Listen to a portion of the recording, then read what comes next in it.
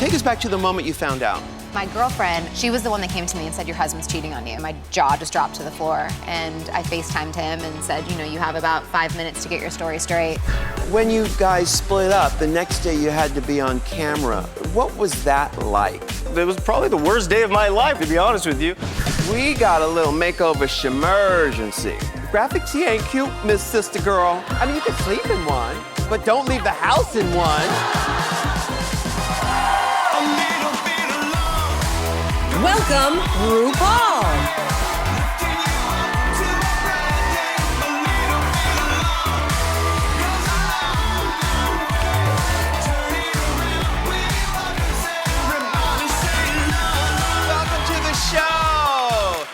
Know we're doing a 3-week test run on your local Fox station, and we are taking America by storm. Yes, ma'am, we are. So you better tell somebody. Now, if you stay ready, you ain't got to get ready. Can I get an amen up in here? And baby, this audience is ready. Before the show, I saw everybody strutting the runway, and now it's time for me to choose my slay of the day. You ready for it? Okay.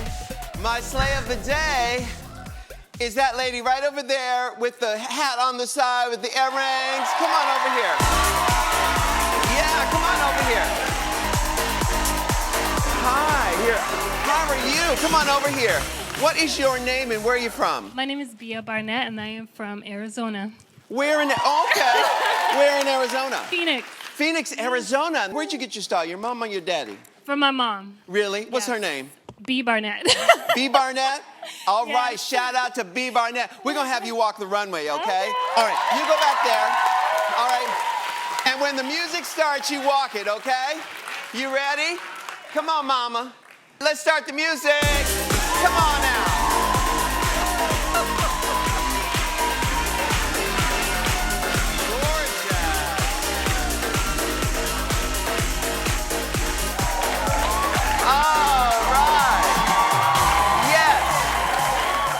Now, before we get started, we got a little makeover shemergency. Now, I got this email from Star, who lives right up the street. She writes, Dear RuPaul, I'm 63 years old with a 16-year-old daughter. My entire wardrobe consists of graphic T-shirts and sweatpants. I need help from head to toe. Thank you, Ru. All right, come on out here, Star.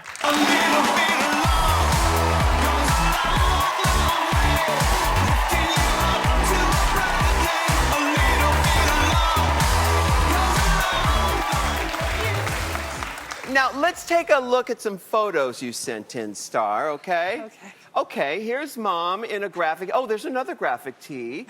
And, oh, what do you know? There's a graphic tee. Oh, my goodness. Star, you're wearing a graphic tee. Oh, and another graphic tee. Okay, okay, we get the picture here. It's a graphic tee storyline. Correct. Yes. What is that about? When did you start wearing these T-shirts? Well, when I started looking for pictures, I realized, like, over 7 years. 7 years. I've been doing this. Why? Because to me it says, y'all, I am closed down for business, so don't even look at me. That might be part of the story. Maybe not. I don't know. Oh, really? Well, it's really about comedy. It was about not having to worry about whether I lost 10 pounds or gained 20 pounds. Yes. It's also, if I go into the men's section, T-shirts, they're usually funnier. Yeah. And I also like, if I spill on myself, you don't really notice it. Yeah, no, I think I hear what you're saying, Star, but it feels like, it feels like A, a cry for help, and B, that you don't want any attention that is anything other than hee hee ha ha ha ha. Hee hee hee ha ha ha. Because the other attention you might get is a little too much for you to take. Am I right? Yes, I think so. Yeah. So, but I travel around the United States. Just a little bit. Just a little bit. I travel around the United States, and usually this happens to all women around the United States. At one point, they got the man, they got the husband, they got the kids, they got all of this, and they want to shut down any other attention. And the biggest one, and people aren't ready for this one, the biggest one is they don't want to be judged by other women. They don't want other women to feel threatened by them. So they take all sexuality out, all cuteness out, all of that, because graphic tee ain't cute, Miss Sister Girl. It's just not. I mean, you could sleep in one, but don't leave the house in one. Yes, it's true. You know, so what do you want to change? I kind of wanted to, I figured like before I got any older, I should try to get a little zippier, a little more pizzazz. Because 63 is not old. I mean, thanks to all the strides and medical miracles that brought to us by Cher and Goldie Hawn and, you know. Bette Midler. Yeah, Bette Midler. You know, it's not old anymore. You're a child of 63. I know. That's why I wanted to do this too, to make myself rethink where I've put myself. Yeah. Now, your daughter Lizzie is here. Lizzie, what do you think of all this? You got a dress on. You got some heels on. You are cute. You come to see Miss Paul. I really think my mom deserves this because she's just worked so hard her entire life. And doing what? What'd she do? So I ride horses, and my barn was going to be shut down and turned into condos, and she helped stop the rezoning, and she kept it a barn, and she saved so many people, saved their horses, everything. Yeah. Have you ever dressed the way Lizzie is? Look how Lizzie's dressed, all cute and everything, like a young woman. Have you ever dressed like that? No, I'll answer for you. Not too much. So, now, Star, our style team is waiting backstage for you. Are you ready to enter into an unknown territory of your life? Are you ready to become a woman? Yes, I'm ready. I'm ready. Now, we're going to judge up all the outside, but it's up to you to do the work on the inside. And you have to ask yourself the serious questions of, why am I letting, and I'm going to say it, why did I let myself go? You're lovely. And there's nothing wrong with all of this. It's just, you deserve more. You're beautiful. 63 is not old anymore. Because, yeah, it's true. It's true. So, head on back there, and we cannot wait to see what you look like. Are you ready? I'm ready. All right, Farrah Fawcett. Come on. Come on, girl. Oh, she's going to look good. All right. Michelle, come on up here. Come on to up become here. A woman. Yes. Now we talked about this a lot. When you were living down in Florida, you dressed a certain way, like a provocative way, and the other mothers were intimidated by you. Yes. Yeah, that's an ongoing theme with women. I think that's why a lot of people dress down. I agree. And for me, I didn't care, whereas most mothers would dress down because they don't want to call too much attention to them on the car line. I wore 6, maybe 7-inch heels. Okay. I wore little cut-off pants so you could see my tattoos. Eyeliner out to here, nose ring and nails. What? What, mothers? And what? What? Yes. Yeah. A lot of people don't want to welcome any type of sexuality, which leads us into our first couple of guests. Now, we're about to meet a well-known couple who is very open with their struggles with infidelity. Eek. Now, you've been married for 300 years? Yeah, just about. Just shy of, yes. And, you know, is cheating a deal breaker in your marriage?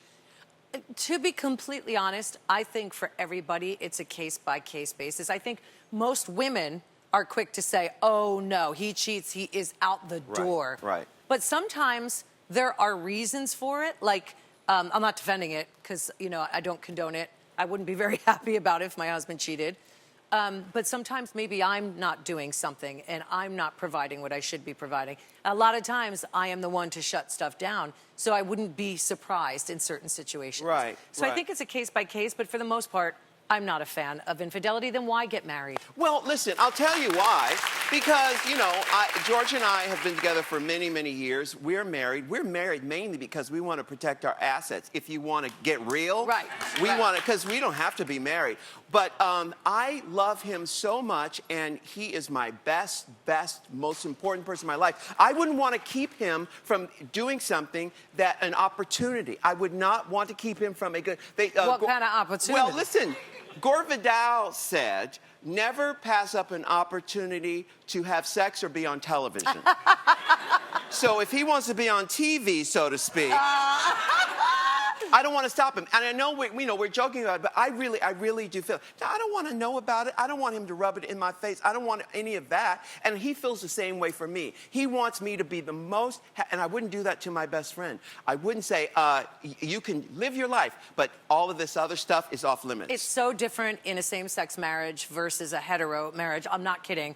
Hetero marriages are very much about control, so, you know, and almost the jealousy thing plays a lot more into it. Not that it doesn't exist in same-sex, but I think that there's a different approach to it in heteronormative marriages. Well, I think there's a more evolved approach to it because it really, the same-sex deals with what men are like in real life. Yeah. The other way, you are fooling yourself, trying to think that somebody's not going to be tempted or not going to want to pass up an opportunity. Well, baby, temptation been around since Adam and Eve, honey. So yes. It's always going to be around. It's for us to be strong enough to say, no, I've already had that chocolate cake. I'm going to go back home to my cheesecake. Well, we're going to talk about this in depth. Let's meet our first guest. Actress and country singer Jana Kramer has been married to former NFL star Mike Caussin for 4 years. Mike admits he's cheated multiple times, and they've talked openly about trying to survive the infidelity. Jana and Mike are here. Welcome them. A little bit of love goes a long, long way. Lifting you up to a brighter day. A little bit of love goes a long, long way. Hey, what a conversation. I know. I'm ready to We have jump. issues, apparently. Well, no, it's something everybody needs to talk about, and we're going to talk about it when we come back.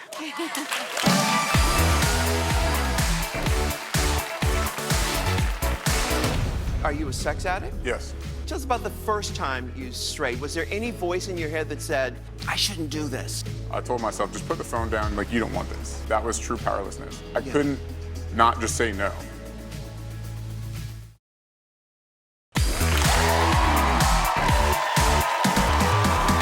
Actress and country singer Jana Kramer and NFL star Mike Caussin are talking about trying to survive infidelity. Now, this is a conversation everybody needs to have, and all roads lead to this, because it's not just about the infidelity, it's about how we feel about ourselves. Now, you have a podcast that talks about this? We actually do a podcast together, called What's it called? Wind Down. Yeah. And it actually started with just me doing it with a co-host, and it was funny, you know, my husband was always, you know, he didn't want to talk about the affairs, and I understood that, but at the same time for me, like, I needed an outlet to be able to talk to other women or other, you know, spouses to be like, hey, this is what I went through, and I just, selfishly, like, I needed that connection too, so I didn't feel alone. So he kind of started to see the effect of it helping people, so he was brave enough to come on the podcast and start talking about it, and then our numbers skyrocketed, because I guess women actually do want to hear what men think. Yeah. And so then he became an official co-host. So we're working great. together now. And Mike, are you a sex addict? Yes.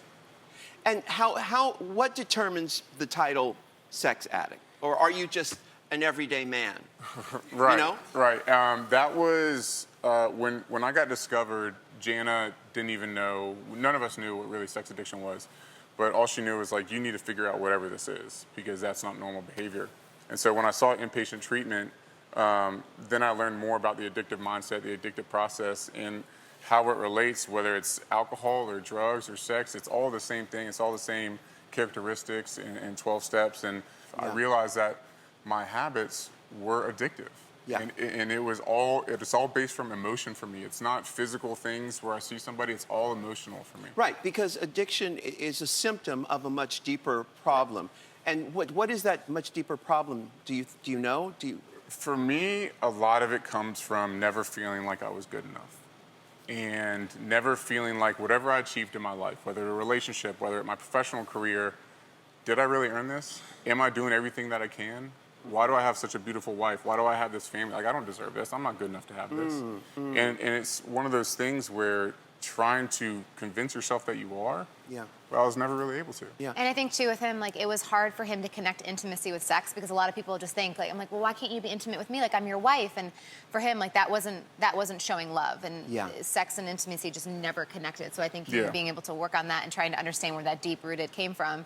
And with addiction too, everyone is so frustrating, because everyone says it's just an excuse, but it's like, if that was his fix, just like someone needs their coffee or their cigarette, and that becomes an active addiction. So Yeah, me at Neiman Marcus. Yeah. So take us back to the moment you found out.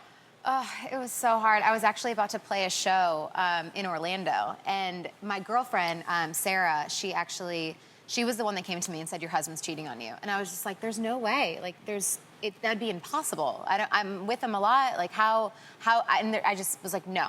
I shut it down, and she was just like, "You need to do some research." And I was like, "I don't even know where to start. Like, how do I go about it?" And she said, "The phone bills." So when I was in Orlando about to play a show, I started looking through phone bills, and I just saw a lot of numbers that just did not add up. Started researching, and my jaw just dropped to the floor. And I FaceTimed him and said, "You have about 5 minutes to get your story straight." And then, he unloaded More than you even knew. more than I even knew. But then also, once he went to treatment, more came up, and we discovered more. But and then I went and played a show. So that was a tough show to play. Wow. Yeah. That's a lot. In hindsight, when you look back, were there lots of clues? Oh, looking back now, 100%. Yeah. Oh, I mean, yes. Now I would know 100% if he was, again, just the defensiveness, just who he was as a person. He was just a shell of a person. Yeah. Have you changed your idea of what marriage is No. because of this? I want just us. I don't want yes, I want him to be happy, but I want us to be able to work our relationship and to be the best we can together. And I know for me, I personally can't handle the feeling of not feeling good enough if he goes outside of the marriage. Mm-hmm. But here's an interesting tidbit when you were talking before we came out about deal breakers. And he told me that his marriage deal breaker is if I cheated on him. And I was like, that feels so one-sided. Yeah. Like, it truly made me really angry. So I was like, so you got to do all that. But then, Yeah. well, you did. Okay. Yeah. So, but I'm like, but then if I have that weak moment where I do, which heaven forbid, I don't ever do that, but then you would leave me after all of that. I've Right. stood by you. I've, Wow. Explain that, Mike. Wow. Explain I yourself. would love to explain myself. Explain that. Yes. Yeah. So, yeah, good job, honey. Explain yourself, darling. So my thing is, because of all the work that we've done, because of all the therapy, because of all the late night discussions, crying and working this out, the fact that either of us would get to that point would be discouraging, because our whole process of therapy and everything is, well, we need to be talking about the feelings that would lead us to that point. Yeah. So there should be a lot of conversations before we ever get there. And just like I tell her, I was like, nobody knows what they'll do until they're in that situation. Yeah. That's just off the top of my head. If I had to pick one thing, that's probably the one thing that I could consider leaving. But again, I don't know when I get there. I Right. don't know what the circumstances were. I don't listen, know. But the truth bugs is, me. as human animals, we do have desires, we have temptations. Whether we act on them or not, that's a whole different story. But the concept of monogamy is flawed. Do you feel me on that? Yeah, I trust me, I do get that. And we had spoken to, on our podcast, we talked to the sister wives. But again, the guy got to do all the fun. Yes. The girls didn't. So Yes. again, that's where it seems so one-sided to me. Yeah. What's the name of the podcast again? Wind down. Wind Down. Yeah. Why wind down? Well, because we have 2 kids, so the whole thing was like whining, and then also I love wine. So. Yeah. Oh. Oh, there they are. They're so cute. I've always felt that in marriages, there should be a 7-year contract negotiation, a renegotiation after 7 years, and say, hey, you still want to do this? Because a lifetime is a long time. It really is. You know what I mean? Now, when we come back, Jana and Mike are going to talk more about this, so you guys stay right there.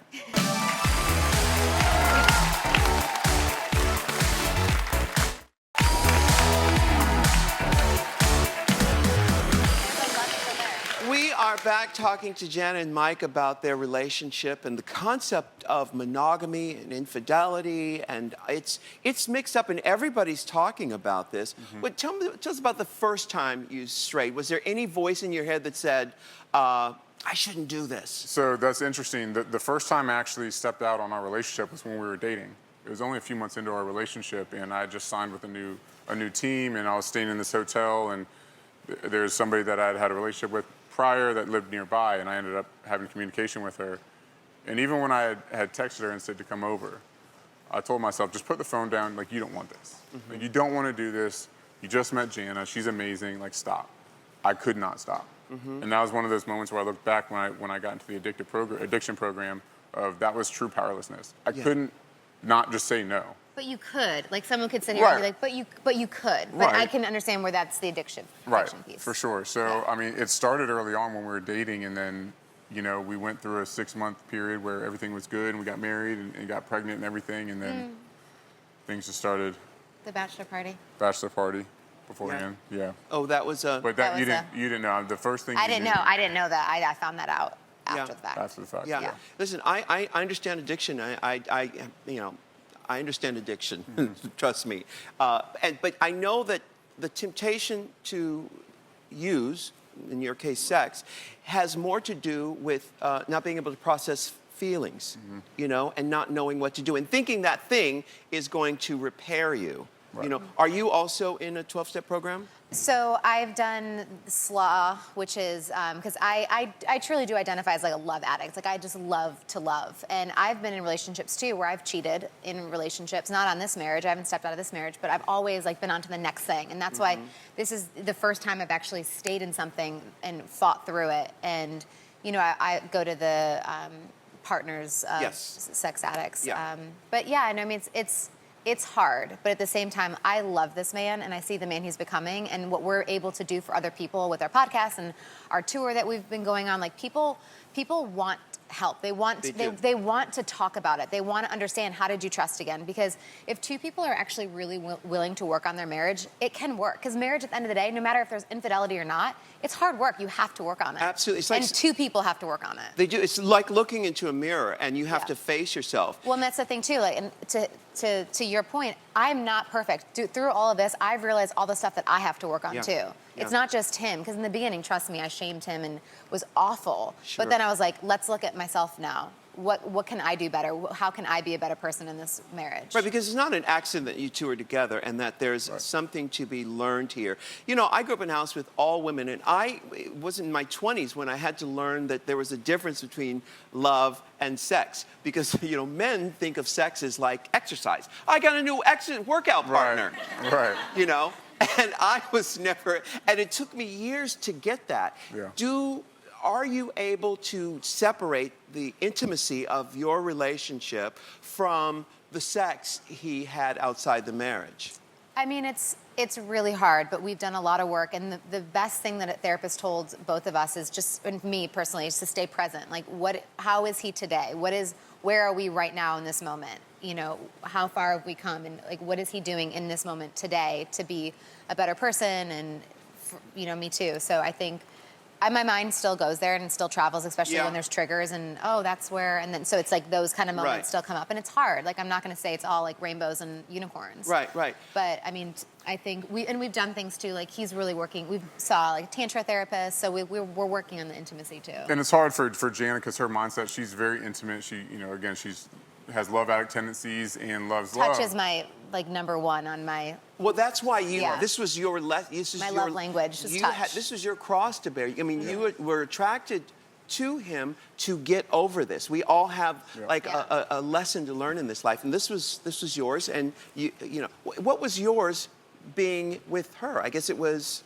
Mine was always acts of service and words of affirmation. So physical touch is towards the bottom for me when it comes to love languages, because intimacy and love and sex just never really, it's uncomfortable for me. Yes. And I still have my struggle where even just her holding hands or looking into my eyes, I still might have a feeling of like, what's going on here? You know, and it sucks. Honestly, it sucks. Like, I hate being that way. And so I'm trying to take the action to do things different, to become comfortable with that, because I want to give her what she wants, and I want to be that way. I want to look at my wife and tell her I love her, and her feel that from me and not feel uncomfortable. Yeah. Do you ever get tempted? To act out? To act out, yeah. No. I've done enough work where I can stay ahead of things. I know what I need in my program. I know what the steps I need to take. I know the meetings I need to go to, the people I need to surround myself with. And I'm able to actually rationalize myself from a sober mindset and say, That's not worth it. It's not what I want. Right. You play it through. You Right. see it through. It's that feeling after you do something, that feeling after you have a drink, that feeling after you step out of your relationship where you think you want it, and then afterwards it's this shame. Yeah. Nothing but shame. No one feels good afterwards. Now, I want to see and hear what this audience has to say about all gentle. of this. So when we come back, we're going to talk to the audience.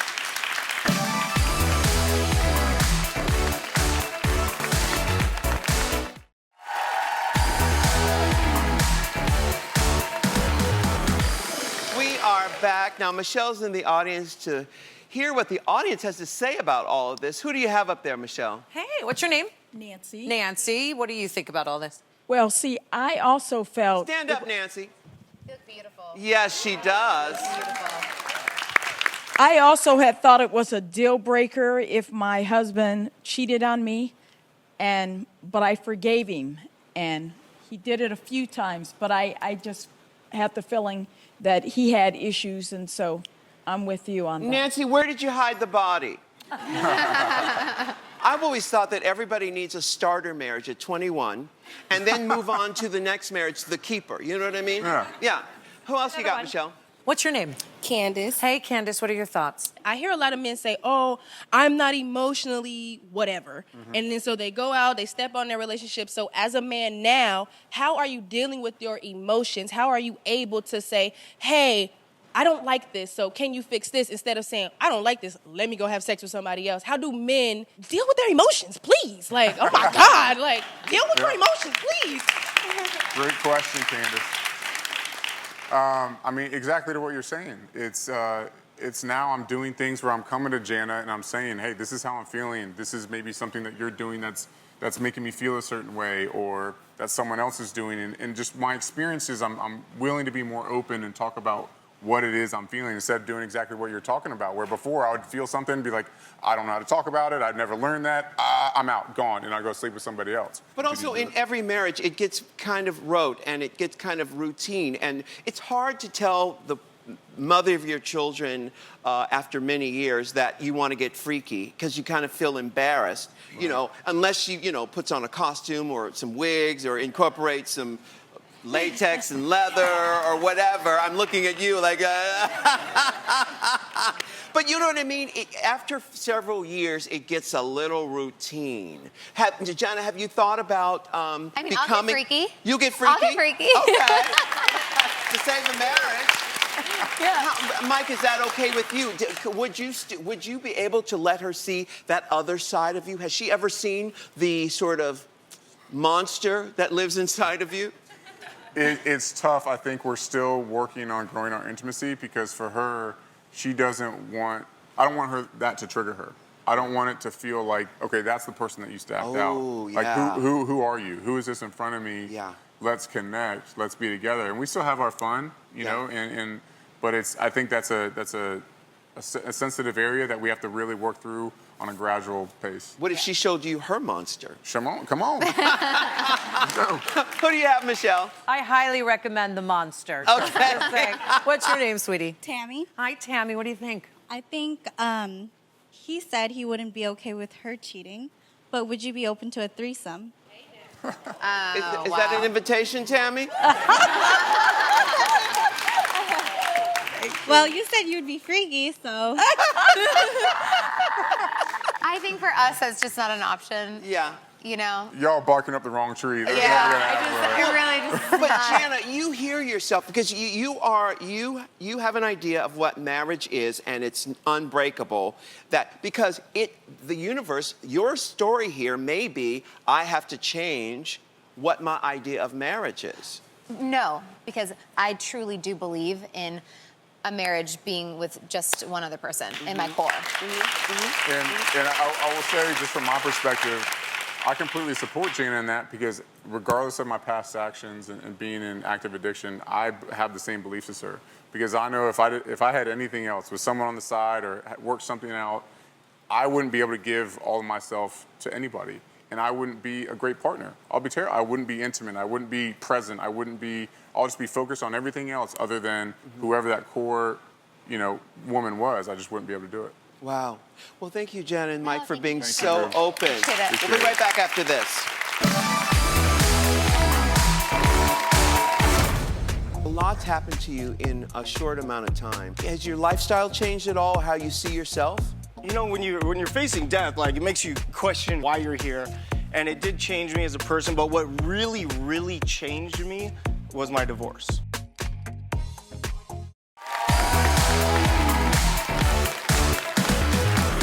Welcome back. My next guest is the star of HGTV's wildly popular series, Flip or Flop. Welcome, Tarek El Moussa.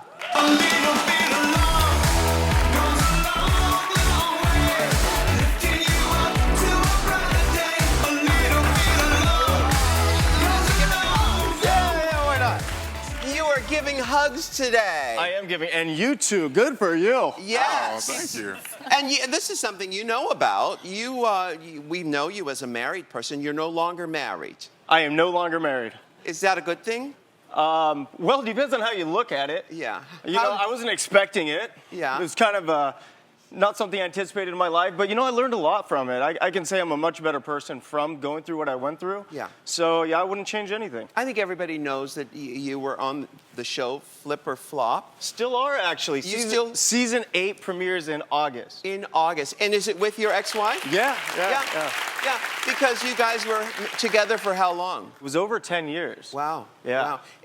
Was that your first marriage? It was my first marriage. So we met when we were young. I was 24, she was 22, and then the day we met, we pretty much connected right away. Yeah. And, you know, we built a life together. And will you marry again? You know, if someone asked me that question a few months ago, I would have said no. Uh-huh. But I have hope. I do have hope, you know? Yeah. As more time goes on, like, the more my eyes are opening to what's out there, and I do believe there's more for me out there, and I do believe in love. Like, I really believe in love. So I am hopeful.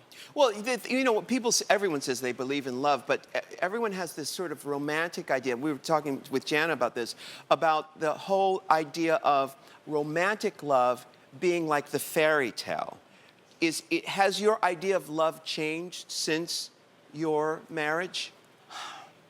No, to be honest with you. Like, for me, when I think or talk about love, I think about being willing to do something to make the other person happy. So, like, for me, love is putting the other person above my needs and wants. And at the same time, if they love me back, they'll do the same for me. So you're really just loving the heck out of each other. Yeah, but Tarek, you know, if you can't love yourself, how in the hell are you going to love somebody else? Oh, this is true. This is true. Right. Well, I guess you're right on that, but maybe that's why I'm divorced. I don't know. You know, and she's gone on to remarry. She's got a baby with someone else. That was fast. I mean, that's a little questionable, don't you think? I mean, between us? Well, I've been single for 3 years as of a few days ago, and she's married and pregnant. So, you know, we all live our own lives, and she made the decisions she made. And, you know, I obviously, for my kids, I hope it works out forever. And I hope that my kids have a stable household. I hope he's an amazing stepdad. So far, he's been doing a great job, and I'm excited that they're having a kid. Like, it's all good. How many kids do you have with her? I have 2 with her. I have an 8-year-old daughter, Taylor, and a 3-year-old son, Braden. Wow. Yeah. Oh my goodness. Talk about life-changing events. And then on top of that, a few years ago, you were diagnosed with cancer. Yeah. What kind of cancer? So 2013, I found out I had thyroid cancer. We did further testing because my doctor had missed it and found out I also had testicular cancer. So that, you know, I'm like in my early 30s, and I thought I was going to die, to be honest with you. So in hindsight, when you look back at that time, because a lot's happened to you in a short amount of time, what do you think all of that meant? You know, it's like I look at my life now, I feel like looking back, that wasn't me. That was a completely different person. Has your lifestyle changed at all, how you see yourself? You know, when you're facing death, like, it makes you question who you are, what you are, why you're here. And it did change me as a person, but what really, really changed me was my divorce.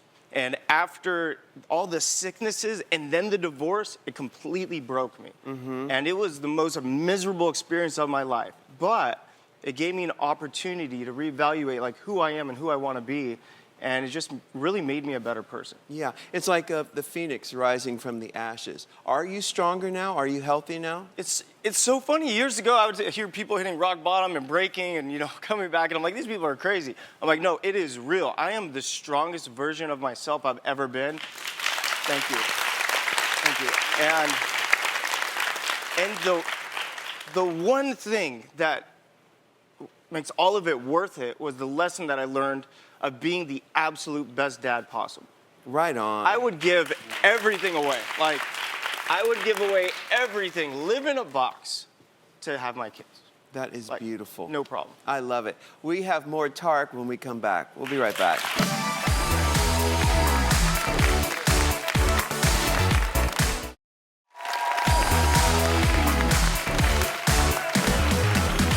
Tarek El Moussa is here from Flip or Flop.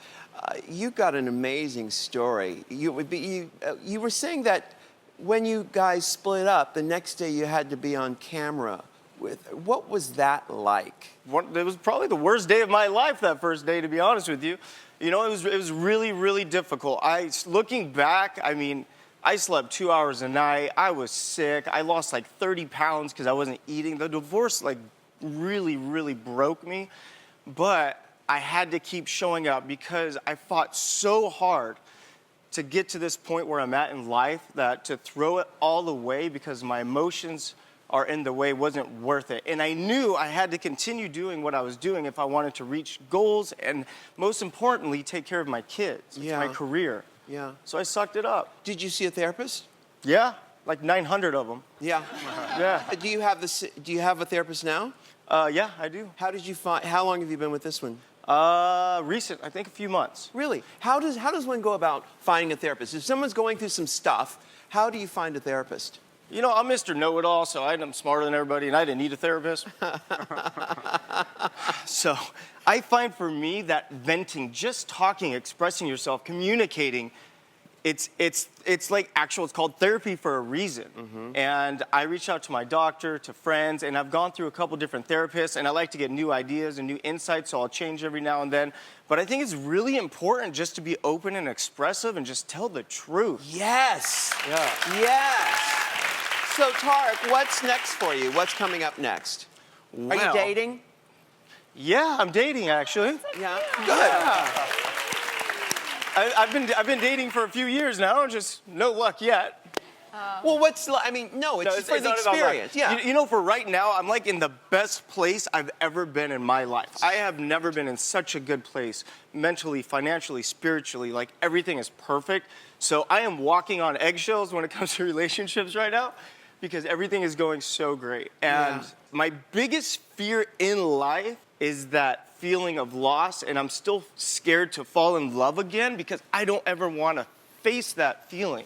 But you've been through the worst of it. How could it ever be worse than what you've already been through? I know, exactly. Exactly. That's why as time goes on, I'm getting better and better and better. But season 8, Flip or Flop, we're still shooting. It airs August. So very exciting. It is going to be one of the absolute best seasons ever. There are amazing transformations. There's a different dynamic on the show, clearly, with her being remarried and pregnant. It's like the Sonny and Cher show. When they came back together, Cher was pregnant with another man's baby. Did you know that? Oh, my gosh. I did not know that. Yeah, so you're the 21st century Sonny and Cher. Oh, great. Nice. Yeah. Thank you, everyone. We'll be right back after this.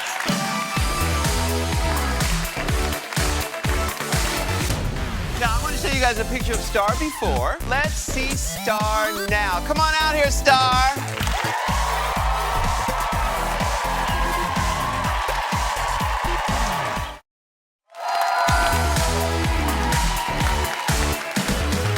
Now, earlier in the show, we met Star, who wanted a new look.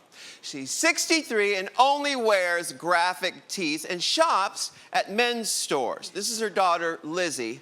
You ready, Lizzie? Yes. Okay. Now, I'm going to show you guys a picture of Star before.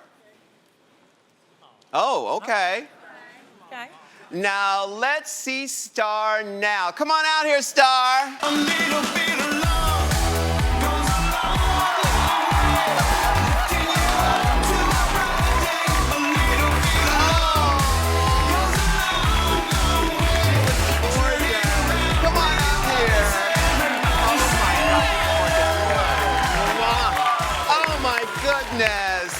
Look at you. Here, come on, let's sit down. Here, sit down here, Star. Come on, you are the star. You're gonna sit right there. Oh my goodness, you look gorgeous. Thank you very much. How do you feel? I feel fabulous. Yeah? I feel great. You look like a movie star. I feel like a movie star. Yeah. I do. Yeah. Now, what's the biggest difference in the way you feel now and the way you feel when you're wearing a graphic T-shirt? I just feel more confident. I feel strong. I feel very strong. Yeah. Because you know what? I know there's, honestly, when you look like this, there's a consciousness that's there because the person is present. They're aware of what they look like. How does it feel to have everyone looking at you? It's interesting. I like it. It makes me feel a lot more youthful. Yeah. Really. So, Lizzie, what are you thinking?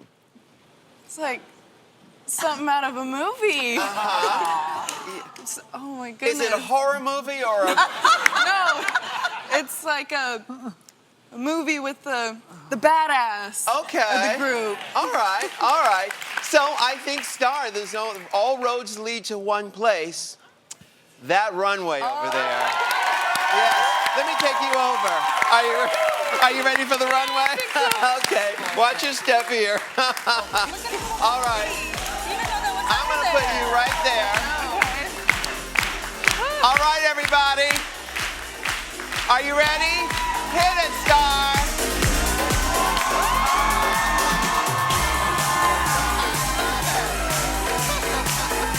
Thanks to all my guests today. See you next time. Bye.